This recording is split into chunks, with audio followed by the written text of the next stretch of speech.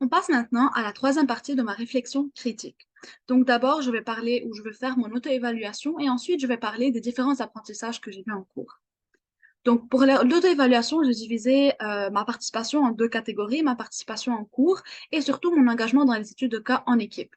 D'abord, ma participation en cours, bien que je ne l'ai jamais mentionné auparavant, je m'étais fixé un objectif de toujours donner une intervention ou lever ma main au moins une seule fois pendant le cours dans chaque séance pour partager un point de vue ou donner en fait un exemple qui répond à une de vos questions. Et je suis fière de dire que j'étais plutôt active en classe et j'ai accompli cet objectif-là. Malgré le fait que je suis parfois un petit peu timide, j'ai pu en fait sortir de ma zone de confort et faire ces interventions-là.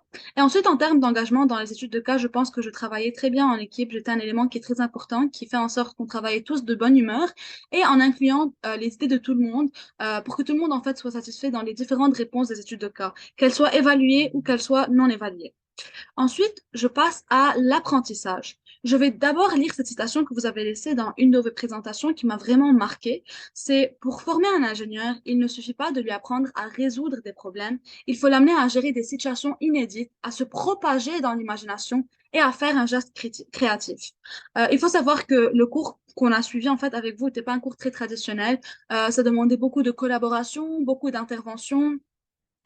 C'était un cours qui était très stimulant parce qu'on avait toujours toujours de nouvelles choses à faire, que ce soit des travaux collaboratifs, des études de cas, des invités ou même des jeux, pour pouvoir mieux comprendre en fait les différentes situations et notions vues en cours.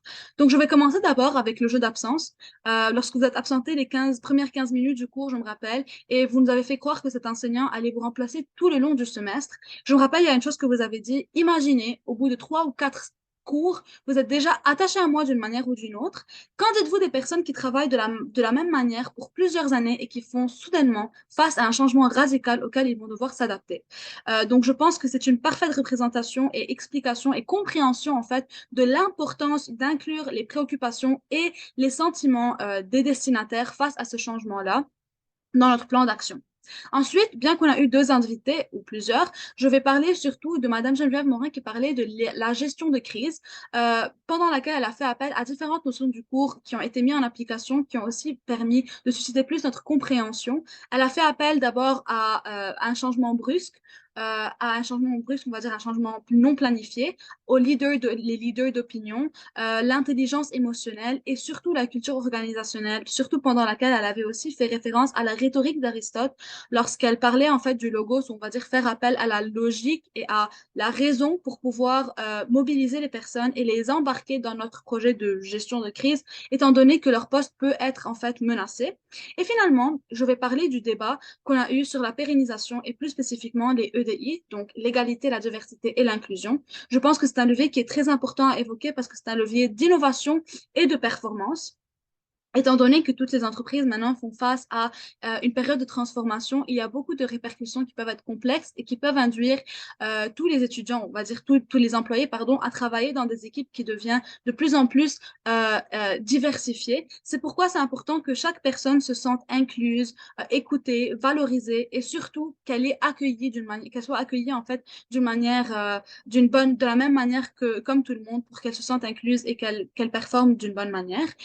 Surtout un mot de fin, je vais juste parler du fait que j'apprécie le fait que vous avez laissé le droit de parole à chaque personne pour pouvoir partager son opinion et qu'il y ait des échanges aussi entre les différentes personnes qui ont des opinions différentes.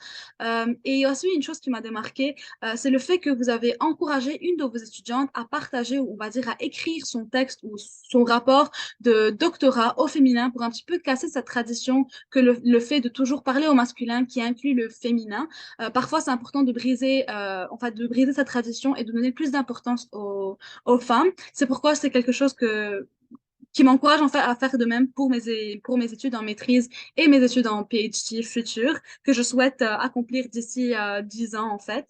Et c'est ça, ça conclut en fait ma présentation. Je vous remercie beaucoup pour votre écoute et pour ce cours qui était très stimulant. Votre dynamisme en classe m'a permis de mieux comprendre toutes les notions en cours et j'ai vraiment aimé le fait combien vous étiez à l'écoute de tout le monde et vous rebondissez sur les idées de tout le monde pour pouvoir partager votre point de vue aussi et pour que toutes les idées évoquées soient plus claires.